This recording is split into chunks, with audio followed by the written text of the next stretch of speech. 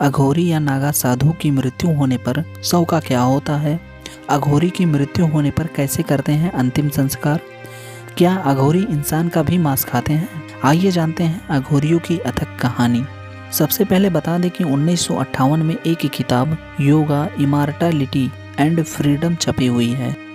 इसमें रोमानियो धर्म के इतिहासकार और शिकागो विश्वविद्यालय के प्रोफेसर मर्सिया इलियाडे ने उस किताब में लिखा है कि अघोरी बहुत पुराने तपस्वी हैं जो कपालिक या खोपड़ी पहनने वालों के लिए उत्तराधिकारी हैं। प्रयागराज में चल रहे महाकुंभ में इन दिनों अघोरी और नागा साधु भी लोगों के आकर्षण का केंद्र बने हुए हैं। कहा जाता है कि बाबा कीनाराम यूपी के चंदौली में जन्मे एक अघोरी तपस्वी थे। कुछ सूत्रों के अनुसार उन्हें शैव धर्म के अघोरी संप्रदाय का प्रवर्तक माना जाता है। उन्हें भगवान शिव का अवतार माना जाता था। अघोरी या अघोर का अर्थ है जो घोर नहीं हो, डरावना नहीं हो, में कोई भेदभाव नहीं हो। ये है अघोर बनने की पहली कहानी। 7वीं सदी में जब सम्राट हर्षवर्धन का राज था, तब भारत आए चीनी तीर्थयात्री वेनसांग ने अपने संस्मरण में अघोरियों और नागाओं के बारे में जिक्र किया है।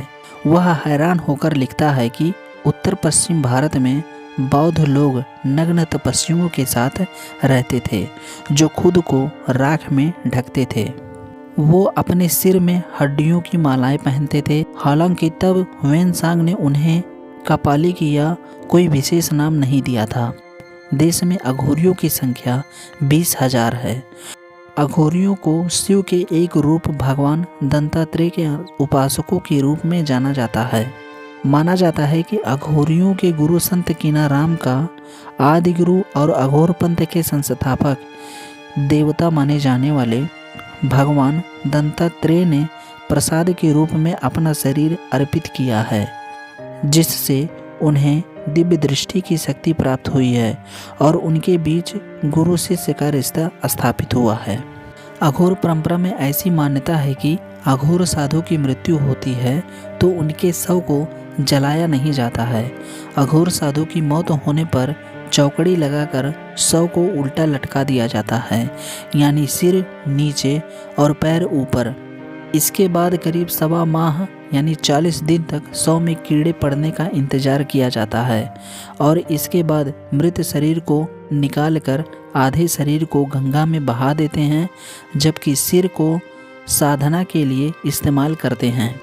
माना जाता है कि अघोरी साधु इंसान के मांस को भी खाते हैं, मानव मल से लेकर मुर्दे का मांस भी खाते हैं और शमशान में साधना करते हैं।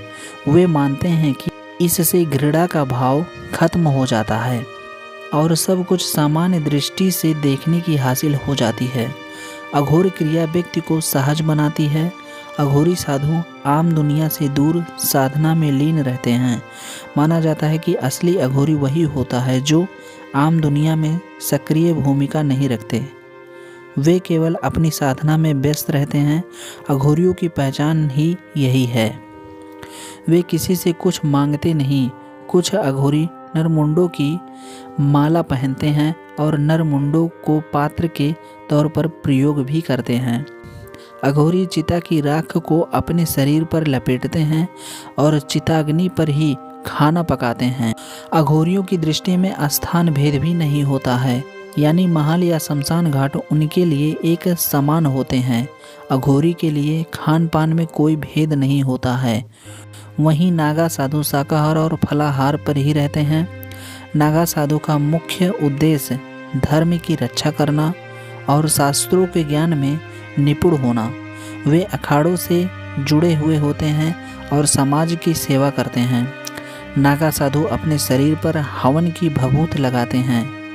यह भभूत हवन कुंड में पीपल, पाकड़, बेलपत्र, केला और गाय के गोबर के हवन से तैयार होती है। नागा साधु के शव को मृत्यु के बाद क्या होता है? नागा साधु की जीते जी श्रद्धा कर्म और पिंडदान होता है। ऐसे में इनकी मृत्यु के बाद इनका दाह संस्कार नहीं किया जाता है। इनके शव को या तो गंगा में सीधे प्रवाहित किया जाता है या तो फिर इनकी समाधि बना दी जाती है।